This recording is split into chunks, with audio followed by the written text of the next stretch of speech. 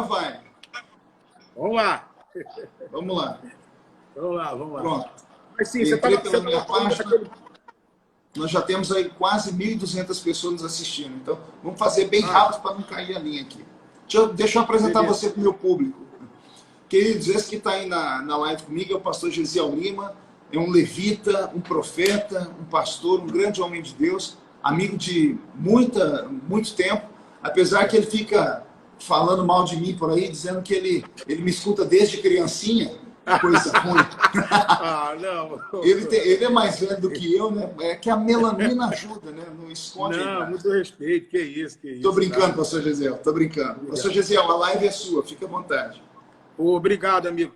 Então, nós estávamos naquele ponto, quando você estava dizendo que a chamada para a salvação, ela vem de cima para baixo, mas a chamada para quem Deus vai levantar é uma chamada que sai daqui da terra, é algo que brota aqui da terra, e aí você estava falando sobre tudo aquilo que você renunciou, né, da sua experiência quando saiu do catolicismo, da sua sede de conhecer a Deus, de se aproximar de Deus, e do momento que você começa a caminhar com homens e mulheres de Deus e deixando muita coisa para trás para viver essa experiência.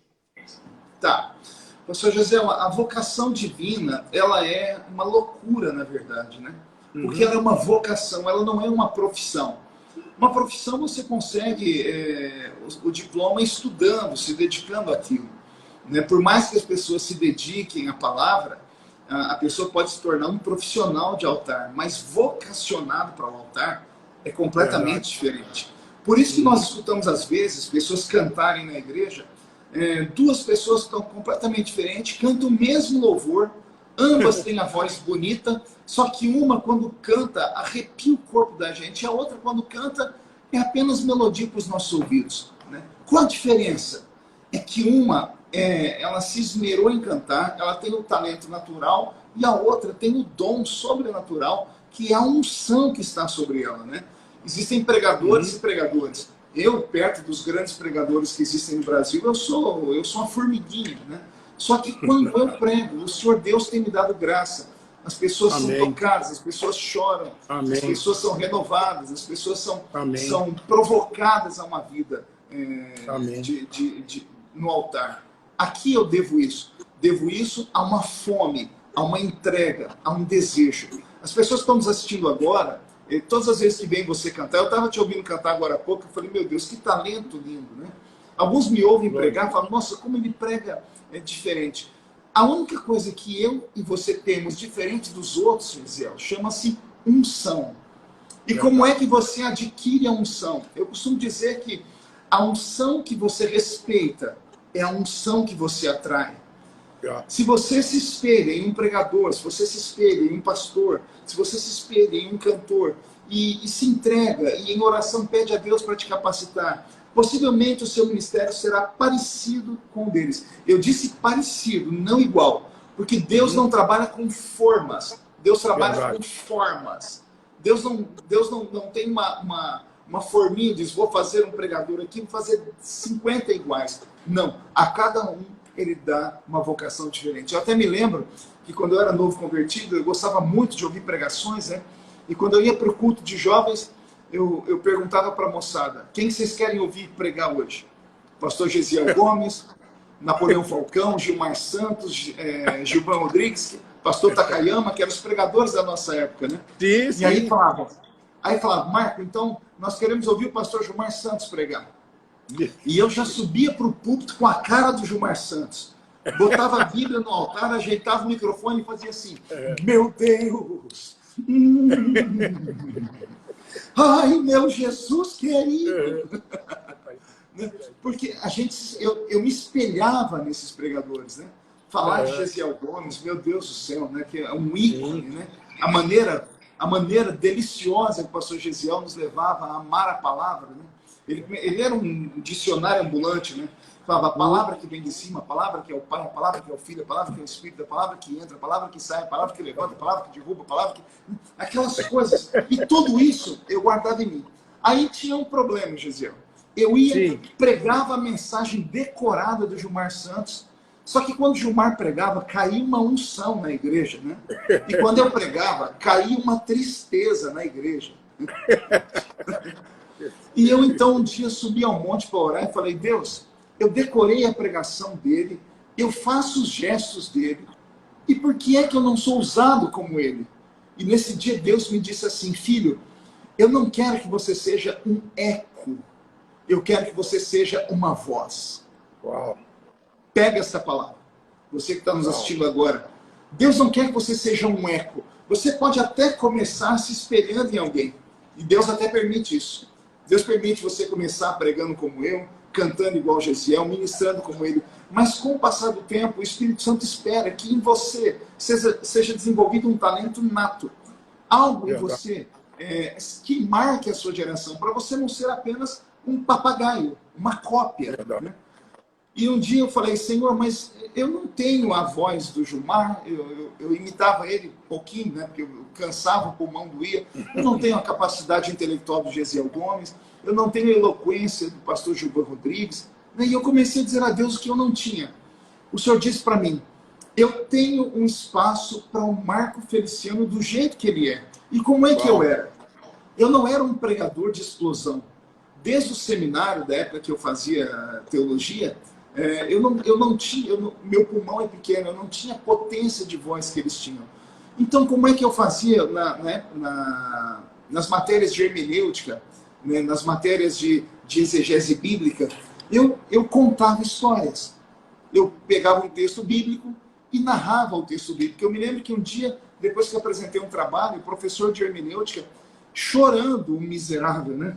Ele chorou e disse assim, olha, Marco, se você não fosse um pregador, mas fosse um roteirista de cinema, você seria muito melhor. E eu disse, por quê, professor? Eu disse, porque você não prega, você conta história.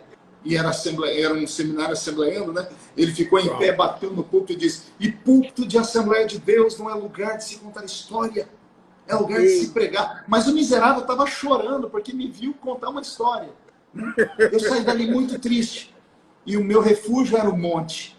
E um dia eu estava no monte orando e falei, Senhor, eu nunca vou ser um pregador, porque eu só sei contar história. Jesus disse para mim, meu filho, os que falam de você é porque sentem ciúmes, porque você prega como eu pregava. Como eram as pregações de Jesus? Ele reunia uma multidão, sentava, cruzava a perna, mão no joelho, imagino eu, e ele começava. Certo homem tinha 2 filhos. Uma mulher estava em casa varrendo. É isso aí. Jesus contava histórias. E uma história bem contada é tão abençoada que ela cativa do menor ao maior. Verdade. E quando eu entendi isso, quando eu entendi que não era o grito que trazia Deus para a igreja, que não era o sopro que trazia Deus para a igreja, que não era o artista no púlpito com gestos que trazia Deus para a igreja, quando eu entendi que a unção estava na palavra, que a unção estava na minha comunhão com Deus, eu nunca mais tentei imitar ninguém, me tornei um pregador diferenciado no meio assembleiano. Eu fui o primeiro assembleiano a pregar uma mensagem que eles colocam hoje o nome de cura interior. E eu nem sabia o que era cura interior. Quando eu preguei o sonho de José. Né?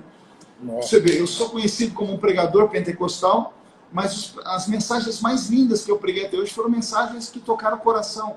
O dia da aprovação. O dia da aprovação, quanto vale um amigo? Quanto vale um amigo? Deixa eu ver se eu não lembro de outra aqui. Vencendo as crises existenciais, né? São mensagens de cura, são mensagens sem grito. Então eu entendi que a unção não está no grito, a unção não está na verborragia do pregador, que fala muito bonito, a unção não está na eloquência, a unção está na palavra, porque a palavra é Jesus Cristo encarnado, Ele é o verbo. Glória. É isso aí extraordinário. Pastor Marco, como tinha me falado mais cedo, eu queria muito, eu sei, né, nós estamos vivendo assim um momento crucial no nosso país. Deus fez algo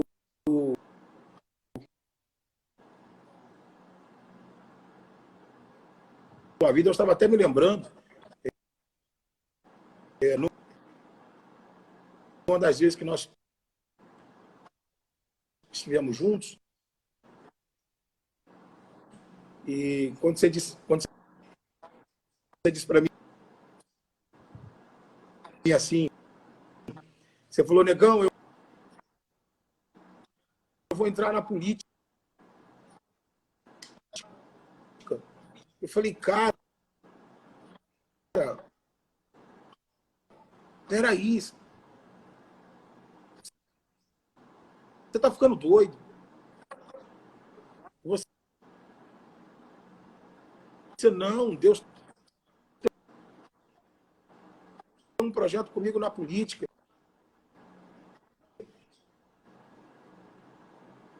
E eu dizia, não, cara, mas peraí. Ele falou, não, você não está entendendo.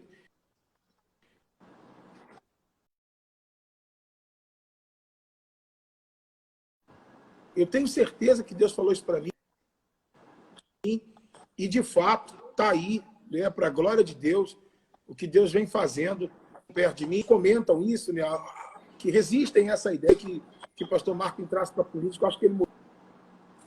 Gisele, o pessoal está reclamando aí, não, ó, que o som, você não tem acompanhado o ministério do pastor Marco. Eu digo assim, eu entendo plenamente o ministério que Deus deu a ele, que Deus confiou a ele, e de muita força, se não fora a mão de como está até hoje, isso é a prova cabal. E eu queria que você falasse para nós. Acho que deu uma travada. Isso, Gisele, eu não tô com medo de desligar aqui, a gente não conseguir voltar mais. Pelo que eu entendi, você está falando sobre a minha vida política, né? A maneira como nós precisamos hoje, não apenas na igreja, né? Mas em todas as esferas, de um povo um pouco mais politizado. Muitas pessoas já me perguntaram, por que o senhor foi para a política, pastor Marco? E eu sempre digo, né? Eu fui para a vida política empurrado por Deus. O Senhor Deus me colocou no meio do ministério da política. A política, para mim, é um braço do ministério evangelístico, porque eu consegui falar do amor dele para pessoas que jamais parariam em uma igreja para ouvir. E tenho sido aí um fiel escudeiro do nosso presidente e tentando, na medida do possível, com muita humildade, aconselhar em alguns momentos. A chamada divina, ela é algo extraordinário. Quando você está no centro da vontade de Deus, não importa onde você está. E não importa o caminho que você faça. O que importa é que você esteja com Deus. Porque o lugar mais seguro do mundo é o centro da vontade de Deus. Se você está no centro da vontade de Deus, pode se levantar 11 mil demônios contra você. 1000 vai cair de um lado, 10.000 vai cair do outro lado e você não será atingido. Então o centro da vontade de Deus é um lugar de conforto, onde o cristão está. E entenda, é um conforto espiritual, porque você pode estar dentro de um barco, balançando de um lado para o outro, ou você pode estar no ventre de uma baleia. Mas se você está no centro da vontade de Deus, as coisas vão acontecer. E da baleia você vai ser vomitado na praia e vai ter que pregar os ninivitas. E o mar vai ter que se acalmar, o vento vai ter que se aquietar. Porque o centro da vontade de Deus é o lugar mais seguro do mundo. Então, se você que está me assistindo agora nessa live, estou aí esperando o pastor Gesiel entrar. Marcinho, fica atento aí, ver se o pastor Gesiel entra de novo, tá? Se ele entrar, você me fala, que eu quero trazer ele aqui para essa live. Mas, pessoal, servir a Deus é uma bênção. Você tem que amar servir a Deus. Servir a Deus não pode ser um peso. Servir a Deus não pode ser uma mera obrigação. Tem que ser um passeio, tem que ser uma alegria no meio da tempestade, paz no meio da guerra, entendeu? Porque com Deus nós somos mais fortes. Eu disse ontem a uma pessoa que eu encontrei que estava afastada dos caminhos do Senhor, que se com Jesus é difícil, imagina sem Ele. Imagine sem Jesus como as coisas são. Então nós que temos Jesus ainda temos onde nos escorar, né? Nós que temos Jesus sabemos a quem pedir. Nós não precisamos dar um tiro no ouvido. Nós não precisamos tomar uma garrafa de uísque Ballantine envelhecido há 12 anos. Nós, quando estamos desesperados, nós não precisamos sair desestressando, esmurrando as pessoas. Quando estamos com um problema, nós vamos para dentro do nosso quarto, fechamos a porta atrás de nós, dobramos o nosso joelho e o Pai que está em oculto Ele nos ouve. Entenderam, pessoal? Se vocês quiserem ir colocando perguntas aqui, enquanto o pastor Gesiel não chega, eu vou tentando responder aqui. Deixa eu contar aqui para vocês uma história muito bonita. Quando eu pedi as contas do meu último trabalho, que era uma fábrica aqui na minha cidade, eu trabalhava no escritório da Integ, Indústria de Terminais Elétricos. No dia em que eu piquei o cartão pela última vez, e eu estava do lado de fora, da rua, quando a ficha caiu, né, eu falei, o que eu fiz da minha vida? Eu tinha um bom emprego, eu tinha um trabalho invejado na cidade, eu era escriturado na segunda maior empresa da minha cidade, e eu deixei tudo isso para viver da fé. Por que eu vivia da fé? Por que eu resolvi viver da fé? Primeiro, por uma vocação divina, uma chamada. Só que eu não tinha noção o que era viver pela fé. E eu só deixei o meu trabalho porque eu recebia muitos convites que eu não podia mais atender. Então um dia eu falei, eu vou deixar e vou viver da fé, vou me entregar na mão do Senhor. Interessante é que eu que pregava toda semana, passei 4 meses sem nenhum convite. Logo após eu me entregar para as missões, logo após eu deixar o meu trabalho para viver da fé, para ser um itinerante, para ser um evangelista itinerante, todos os convites que eu tinha foram terminando e nunca mais veio outros convites. Porque o meu pastor, que era o pastor Antônio Silva Santana, numa reunião de obreiro, ele avisou lá a todos, olha, a partir de hoje, Marco Feliciano, ele deixou o trabalho e ele vai viver da fé, então os irmãos levem ele para pregar nas suas congregações, levem ele para pregar aí nos seus congressos de jovens. E eu esperei que no final daquela reunião de obreiro, com mais de 2.000 obreiros, eu sairia dali com a agenda cheia. Pois bem, eu fiquei 4 meses sem nenhum convite. Nesses 4 meses foi embora o seguro-desemprego, nesses 4 meses foi embora todo o mantimento que eu tinha em casa. A minha esposa, na época, era filha de um fazendeiro, e eu disse para ela, não peça nada ao seu pai, porque o nosso Deus, se ele chamou, ele vai cuidar da gente. E eu me lembro que 4 meses depois, sem nenhum convite, eu acordei de manhã, não tinha mais nada para comer. Eu saí, eu tinha um carrinho velho, eu entrei nesse carro velho e fui para um monte orar. Eu orei a manhã e a tarde toda, desesperado, chorando, e voltei para casa no final da tarde. Quando eu voltei para casa no final da tarde, entrei pela cozinha, e a mesa da cozinha estava tomada de mantimentos, sacolas de supermercado. Eu fui até minha esposa e falei para ela, você foi pedir dinheiro ao seu pai? E ela, não pedi dinheiro a ninguém. Eu falei, como é que essa comida apareceu aqui? E ela disse, a irmã Hélia, anote isso, a irmã Hélia foi quem entregou para nós aqui. Ainda hoje eu estava conversando com a minha sogra, a irmã Marilda, e ela lembrou desse fato. Quem era a irmã Hélia? A irmã Hélia, uma irmã muito simples aqui na minha cidade, esposa de um marido que na época era um cachaceiro, tinha 4 filhos para cuidar, e ela era empregada, secretária do lar, né? Antigamente chamava de empregada doméstica. E ela estava no supermercado fazendo compra para ela, e Deus disse para ela, o que você comprar para você, compra em dobro para o meu filho. E ela falou, qual filho, Senhor? E o Senhor disse, Marco Feliciano. E ela disse, Senhor, mas o sogro dele é fazendeiro. E o Senhor disse, não discuta, simplesmente faça. Ela não tinha dinheiro ali. Ela sacou do banco de uma conta poupança e comprou o mantimento e levou na minha casa. Quando a minha esposa disse isso para mim, eu fui tomado por um temor, uma epifania, um poder, uma graça, uma glória, que eu caí de joelhos e chorei e falei, Senhor, uma mulher pobre teve que trazer comida para mim, e o Senhor disse para mim, se for preciso, eu mandarei até você um corvo, levando pão feito na brasa e carne assada, como eu fiz com Elias, porque quem está te chamando sou eu, e quando eu chamo, eu cuido. Essa palavra está caindo agora dentro de um coração aflito.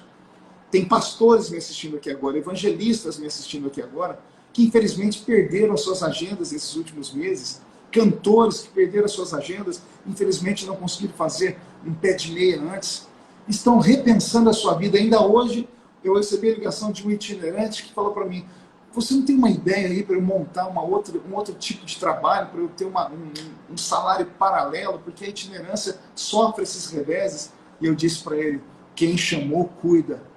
Quem vocacionou, se responsabiliza. Pois bem, Eu estou aqui para dar para vocês esse testemunho. Eu que fui cortador de cana, apanhador de laranja, algodão, café, que fui engraxate. A minha mãe, a dona Lúcia Maria Feliciano, não sabe ler nem escrever. Eu moro na mesma cidade que eu nasci. E a minha vida se tornou o que ela é hoje. Um exemplo, um espelho para muita gente ao redor do mundo. Eu estou aqui para dizer para você que não importa onde você está agora, não importa quem... Eu estou sentindo Jesus aqui. Não importa o que você vem passando, o que me importa é que quem te chamou vai cuidar de você. O Senhor vai cuidar de você, nem que esta noite ou amanhã ele use um inimigo, mas Ele não vai te deixar sozinho e nem abandonado. Jesus te ama muito e Ele sabe da sua estrutura. Essa pandemia toda está sacudindo o mundo, está sacudindo a igreja, está sacudindo os ministérios, e você tem que ficar firme agora, porque Jesus está voltando. Tá bom, pessoal? Eu não sei se o pastor Gesiel chegou aí. Chegou, Marcinho, sabe se ele entrou? Se não entrou, eu vou encerrar essa live. Eu já dei muito trabalho para vocês aqui, né, pessoal? A não ser que alguém tenha alguma pergunta relevante para fazer. Tem aqui a irmã Zélia dizendo que tem passado por uns momentos difíceis. Zélia, firme, se agarre à rocha que é Cristo. Vai dar tudo certo. Deus não perdeu o controle. Nós temos feito os cultos aqui na Catedral do Avivamento, da igreja que eu pastorei, da Assembleia de Deus, e todo domingo a gente encerra cantando um hino. O coro dele é assim: Deus conhece sua estrutura, sabe o que está fazendo, e mesmo que seja difícil, não pare, Ele está vendo. Colheu todas as suas lágrimas e mandou a te falar. Pegue o que Ele te entregou e volte para o mar, que é o seu lugar. Quem mandou largar a rede? Quem mandou você parar? Volte para o mar alto, no lugar da sua vergonha. Eu vou te honrar. Filho, eu vou te honrar. Pastor Samuel Procópio está mandando aqui, porque o senhor não monta um seminário para os pregadores. Bom, pastor Samuel, eu acho que eu não tenho estrutura para isso não. Vocês têm muita gente boa aí para ensinar, né? Mas eu vou deixar essa sua fala anotada aqui, quem sabe, né? A gente não pensa nisso no futuro. Eu penso em mais tarde, de repente, montar uma escola, né? Alguma coisa assim, porque eu já estou cansado, né? Eu já estou cansado, já estou envelhecendo, estou com 47 anos. Né? Essa quarentena, para mim, com todo respeito, as pessoas estão enfermas, eu tenho orado por elas, mas para mim tem sido um momento de apego à família, sabe? São 30 dias aqui com a família, almoçando com as meninas, jantando com elas, gente conversando, brigando muito, né? Porque minha família é uma família de gente normal, a gente discute também, mas fazia anos que eu não tinha isso. Eu gastei toda a minha juventude, gastei toda a minha adolescência pregando.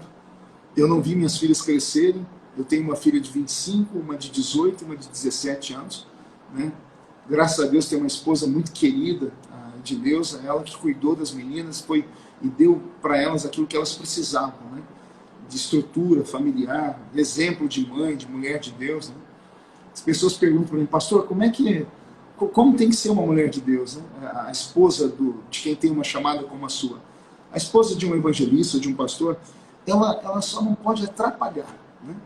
Ela não precisa falar nada. Minha esposa não é de pregar muito, não é de cantar, ela é muito centrada. Né? Ela, só por não me impedir, ela já deu uma contribuição imensa para o mundo. Né?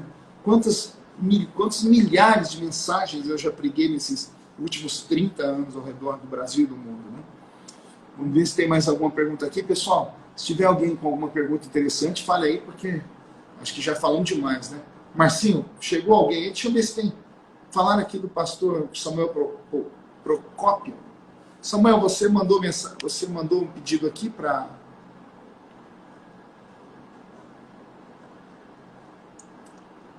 Deixa eu ver aqui. Não está entrando.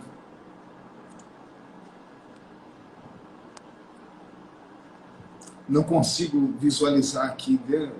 O Twitter, o Instagram deve ter dado pau aqui. Ah, estão perguntando sobre o futuro político. A Deus pertence, né, meu amigo? A Deus pertence. Né? A Deus pertence porque hoje a gente mal sabe, né?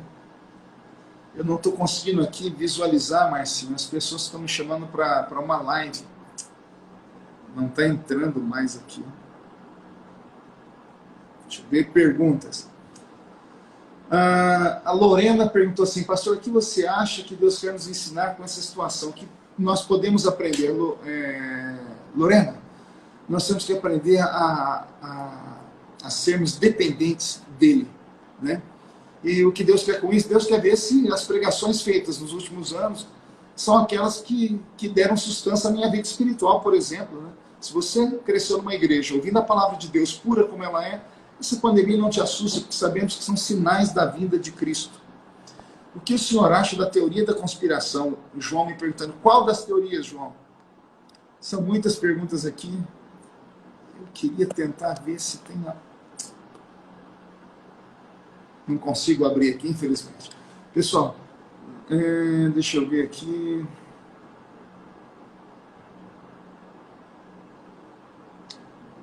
Pastor, o que foi que o senhor teve certeza que era o seu ministério? Bom, me perguntam sempre assim, pastor, como é que eu sei que uma coisa é de Deus? O que é de Deus vem aqui na palma da sua mão. O que é de Deus, você não precisa forçar a barra, empurrar, não precisa matar ninguém. Você não precisa passar ninguém para trás. O que é de Deus vem na sua mão. O que é de Deus não traz confusão. O que é de Deus traz paz, traz tranquilidade. Vamos ver aqui. O pessoal querendo que eu fale sobre o arrebatamento, sobre a pandemia. Bom, sobre a pandemia, eu só tenho um recado para vocês. Após a pandemia, não se assustem se a ONU, que controla a globalização do mundo, chegarem à conclusão de que precisam levantar um líder único para cuidar do mundo em caso de doença, porque cada líder seguia um conselho. Então, não se assuste. Jesus está voltando. O que mais eu tenho aqui? O avivamento vai vir? Eu acredito que sim.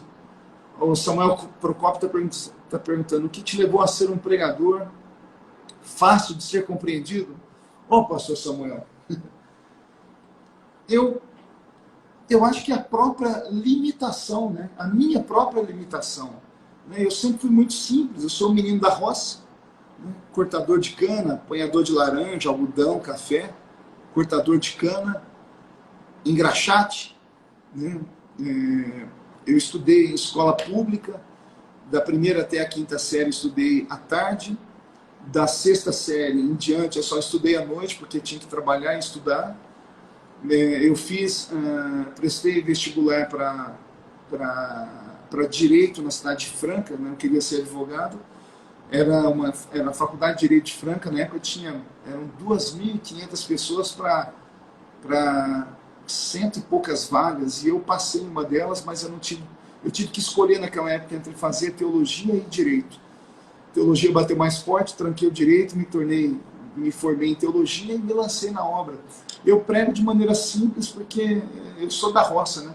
Você pega a formação de Jesus, pastor Samuel, por que ele falava muito sobre colheita, sobre plantio? Né? As parábolas de Jesus eram simples, porque ele era um homem simples, né? Ele veio do meio da simplicidade. Então, tudo depende de onde a gente nasce. Eu acho que é mais ou menos assim. Deixa eu ver aqui. O que mais? Estão perguntando se eu prego nos Gideões esse ano. Inclusive, agora no mês de maio, os Gideões vão fazer umas lives, tá, pessoal? E eu vou estar pregando uma das lives e o congresso ficou para o mês de setembro. Permitindo Deus, se essa pandemia passar em setembro, nós teremos uma grande festa lá dos Gideões. Deixa eu ver aqui. Estão pedindo para eu chamar o pastor Samuel Procopio. Eu estou tentando aqui, mas não consigo. Tem aqui esse botãozinho aqui embaixo que era para aparecer as pessoas, né? A não ser que não consiga. Eu estou clicando nele e não entra. Esse horário tem muita gente fazendo live, né? Nós estamos aqui com 1.500 pessoas. Aqui uma pergunta. Pastor, fala sobre suas mensagens. Qual foi a mais impactante que o senhor já pregou? Aqui é o Márcio Mordecai. Márcio, cada pregação tem uma peculiaridade, né? Eu costumo dizer que existem mensagens para o dia e mensagens que Deus nelas habita. Assim como louvor, a gente escuta muitos hinos, mas tem aquele hino que quando a gente canta, Deus desce na igreja, né? Tem um hino para o dia a dia e tem um hino especial. Tem mensagens para o dia a dia e tem mensagens para o dia especial. O dia da aprovação é uma das mensagens mais lindas que eu já preguei, porque, como disse aquele velho hino da harpa, né? Os mais belos hinos e poesia são escritos em tribulação. Nasceu no momento de dor, no momento de dificuldade, né? Quando eu perdi um filho, todo mundo conhece essa história, e nasceu a mensagem do dia da aprovação que curou pessoas ao redor do mundo, né? Só no YouTube essa mensagem foi vista por milhões de pessoas. O sonho de José, ela tem também uma... Deus habita nessa mensagem, né, no sonho de José. Tem anjos adoradores no céu e guardiões na terra. Eu acho que eu sou um dos poucos pregadores que as pessoas lembram o título da mensagem. Estou falando demais? Tenta lembrar aí o título da mensagem que o seu pastor pregou domingo pela live, né? Raramente as pessoas lembram. Então Deus me deu essa graça, viu, pastores? As mensagens que eu prego, elas criam raiz no coração das pessoas, né? Porque eu não prego com a boca para fora, eu prego com o coração. Talvez aqui esteja um conselho para aqueles que pregam. Pregue antes para você. Se a mensagem fizer efeito em você, ela fará efeito na igreja. Eu sempre, antes de pregar, eu prego para mim primeiro. Pastor, você acredita que o Papa seria o falso profeta? Vamos deixar essas coisas para lá, né? Que mais aqui?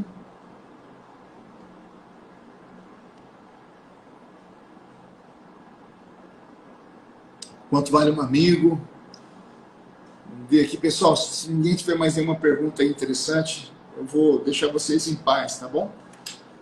Eu quero agradecer de todo o coração essas 1.500 pessoas que tem aqui. E eu vou lançar uma pergunta aqui. Se eu criar aqui pela internet uma escola para pregar somente sobre os mistérios que Deus me deu, sobre como formar pregadores, como disse Samuel Procópio, vocês estudariam comigo aqui? Sim ou não?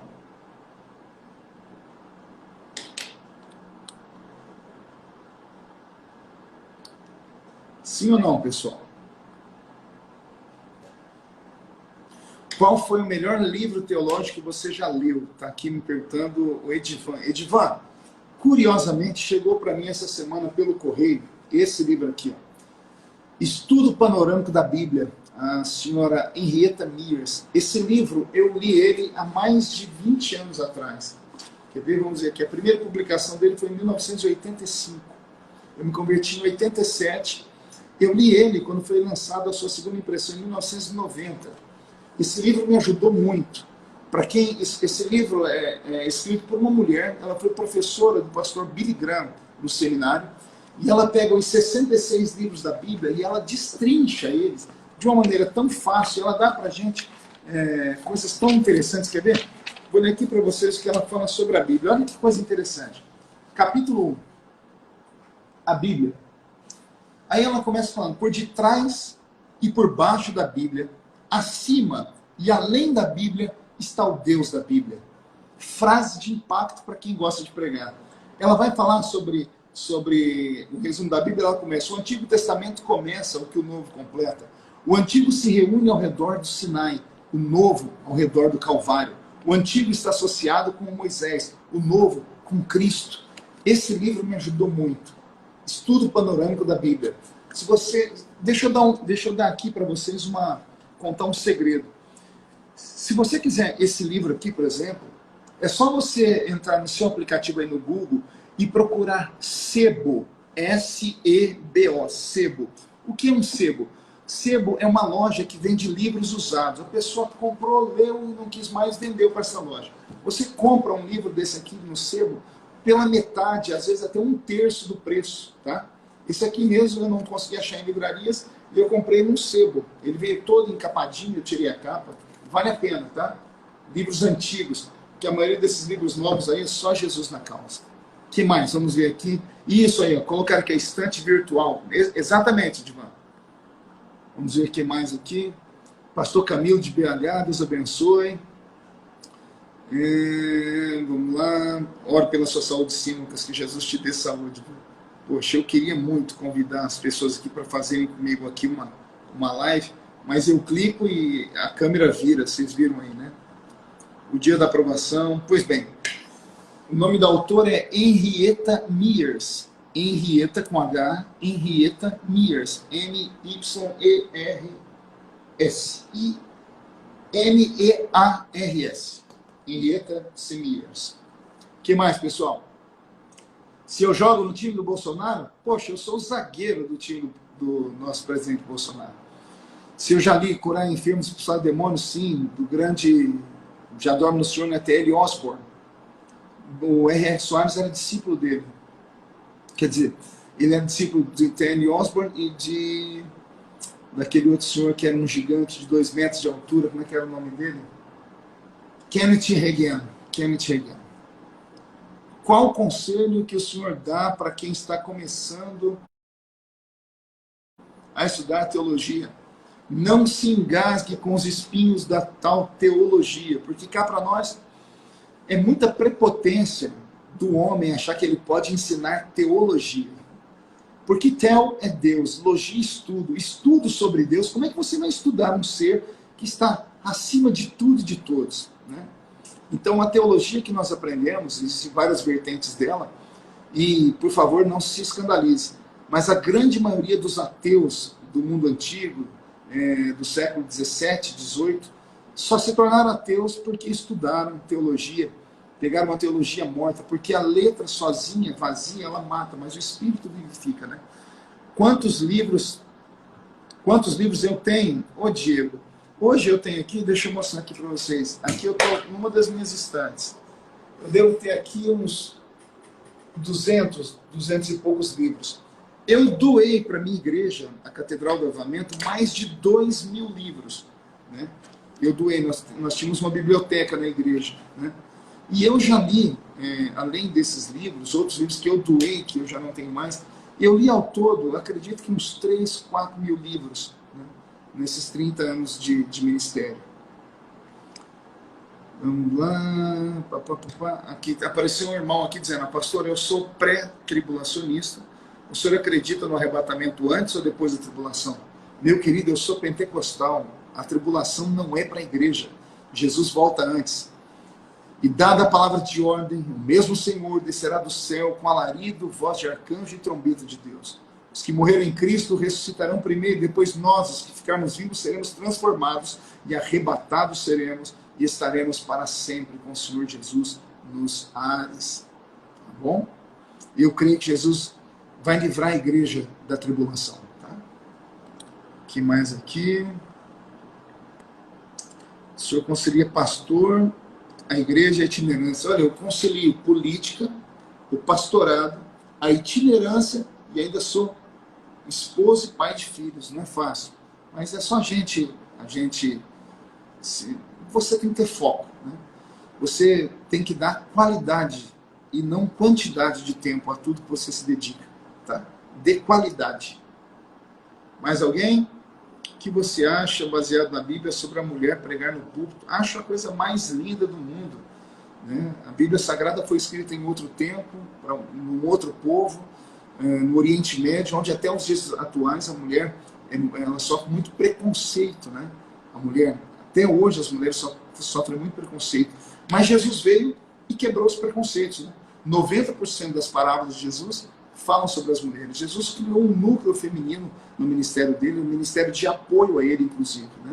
Então a mulher pode pregar no púlpito, fora do púlpito, longe do púlpito, tá bom?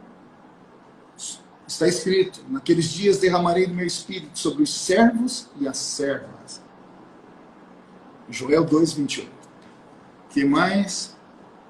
Também sou pentecostal, sou milagre, amém, amém, amém. Mais alguma pergunta? Pastor, a questão da pontuação na CNH vai voltar. Meu filho, não estamos no espírito agora. Sua filha mais velha está namorando? Pergunta para ela aí, ó. Karen Feliciano.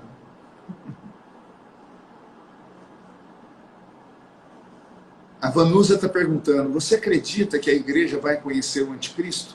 Vanusa, eu creio que a igreja conhecerá o anticristo, mas sem saber que ele é o anticristo. Porque ele só vai se revelar como anticristo quando a igreja sair da terra, né?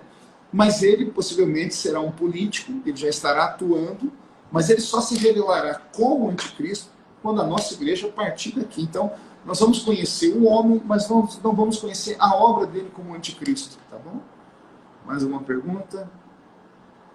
Para pregar fora, tem que saber inglês em outro país? Depende de onde você vai pregar.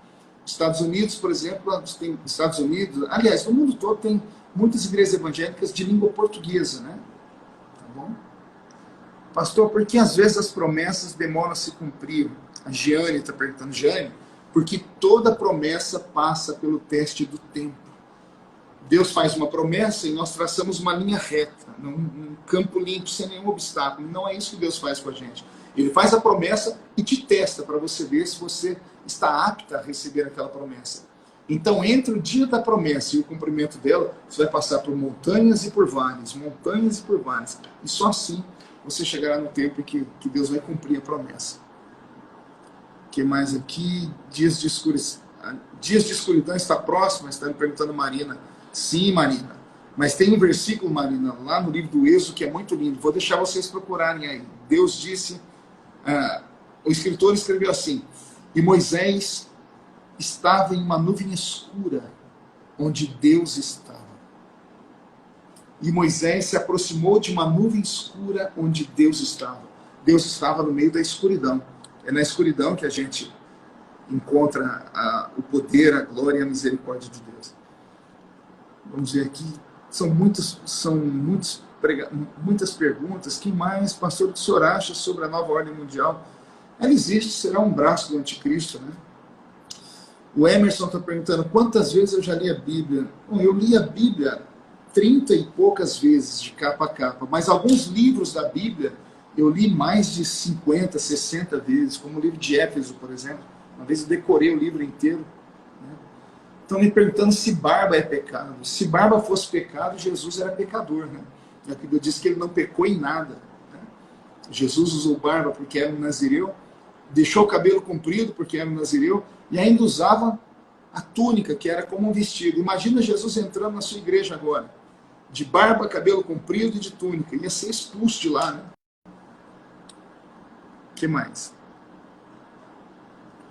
Fala um pouco da mensagem, do que houve na Macedônia. Poxa, essa aí é linda, né? Essa mensagem é linda, mas tem aí na minha página. Por falar nisso, pessoal, vocês têm que se cadastrar lá na minha página do YouTube, tá? Se cadastre lá, eu tenho lá centenas de mensagens, as melhores mensagens, as mais belas mensagens que eu já preguei estão lá gratuitamente para você assistir nesse tempo de pandemia. Mais perguntas aí. Em que época, em uma época onde o pecado superou Sodoma e Gomorra, o que tem isso? Pastor, o anticristo pode ser Macron? Qual a sua opinião? Eu não posso dizer se é Macron ou não, até porque a minha visão é diferente, né? O evangelho tem que ser pregado em todo o mundo, está escrito em Mateus 25, né? O evangelho do reino. E Jesus só vai voltar depois que o evangelho for anunciado. Nós temos no mundo mais de 1/3 da população da Terra hoje, em pleno século XXI, ainda que com o advento da internet, nunca ouviram falar de Jesus. Eu estive na China agora há pouco tempo atrás, e lá na China as únicas igrejas cristãs que existem são para estrangeiros. O chinês nato da China, ele é proibido de entrar nas igrejas cristãs. Se o governo, que é comunista, pegar um chinês entrando dentro de uma igreja evangélica hoje, no século XXI, a pessoa ela é punida e a igreja paga uma multa e corre o risco de ser fechada. Para você entrar numa igreja evangélica ou cristã na China, você tem que levar o seu passaporte. Só entra se for estrangeiro. Então, existem muitas pessoas, a janela 1040, no Oriente Médio, muitas pessoas nunca ouviram falar de Jesus ainda. Vou ver aqui o que mais. Pessoal, eu preciso desligar aqui. O senhor ora quantas vezes por dia? Mário Guerreiro perguntou. Mário, fizeram essa pergunta para Moody, né? Dwight L. Moody, o grande pregador. E Moody respondeu assim, eu não oro mais do que 10 minutos por dia, mas também não fico 10 minutos por dia sem orar. Entendeu aí? Isso é um mistério, hein? Ou seja, a oração não é apenas falar, a oração é comunhão, né? Oração é diálogo, não é monólogo, tá bom? Pessoal do Maranhão aí, pedindo um abraço para vocês. Como buscar o dom de profecia? Ajoelhado, orando, jejuando, consagrando, tirando o mundo de dentro de você e colocando o Espírito dentro de você. Mortificando a carne, o seu Espírito cresce. O seu Espírito fortalecido, você fica ligado ao Espírito Santo. E o Espírito Santo segreda aqui no seu ouvido palavras proféticas. Vamos ver aqui mais alguma pergunta? Pastor, tatuagem é pecado? Eu tenho visto todo dia uma mensagem sua neste período de quarentena. Tatuagem é pecado? Depende da tatuagem, né? Se você tatuar aqui uma idolatria, se você tatuar no seu braço uma mensagem, uma cara de um demônio, se você tatuar um palavrão, né? Então depende. Marcar o seu corpo é algo extremamente pessoal. Eu, Marco Feliciano, não acho pecado nenhum. Tá? O corpo é seu, então você dará conta dele. Né? A carne será dissipada no pó. Né? Mas seria bom você ter tatuado no seu coração a marca do sangue do Cordeiro. Vamos ver aqui. A Cláudia está me perguntando aqui, Cláudia Monteiro, para ler a Bíblia para iniciante, melhor Antigo ou Novo Testamento? Sempre que você for começar a ler a Bíblia, comece pelo Novo Testamento. Ao começar o Novo Testamento, por favor, não desista quando chegar na genealogia, que é a parte mais difícil de se ler. Passe por ela, leia Mateus, Marcos, Lucas e João. Com essas 4 visões, esses 4 evangelistas, você vai ter uma visão de Cristo. Depois você passa pelas epístolas de São Paulo, e você vai encontrando os livros poéticos, proféticos, históricos, e até você amar a Bíblia toda, tá bom? Vamos ver aqui, o que mais? Povo do Paraná, saudade do Paraná. Eu comecei pregando aí. Não ter curso de teologia nos impede de pregar fora do Brasil? Não, as pessoas não te convidam pelo curso, te convidam pela sua graça, sua unção, né? Pastor de São Lourenço da Mata, um abraço. Quem mais, pessoal? Tem mais alguma pergunta aqui? Rio Grande do Norte, Pai do Senhor, tem uma mensagem que o Senhor trouxe sobre adoração. Sim, eu falo sobre Lúcifer, né? Uma mensagem linda também. Quem mais, pessoal? Uma aqui.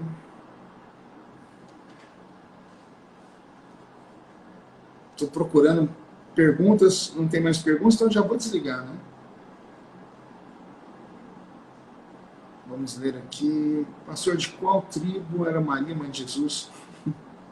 Jesus é o leão da tribo de Judá. Tá bom? Vamos ver aqui. Que time você torce? Ô, Rodrigo, eu brinco, né? Minhas filhas torcem para o São Paulo.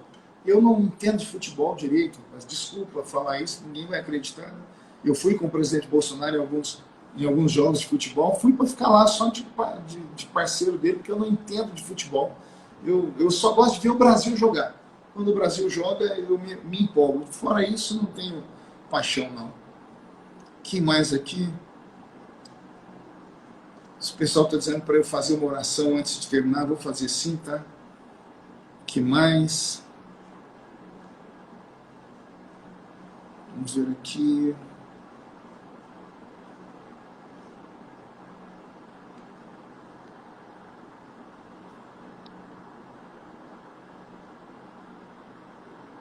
Poxa, como eu queria tentar fazer uma live com alguém, mas eu clico aqui nesse negócio e não vai. Ó. Porque muita gente, tem 40 pessoas me chamando para fazer uma live, eu não consigo entrar.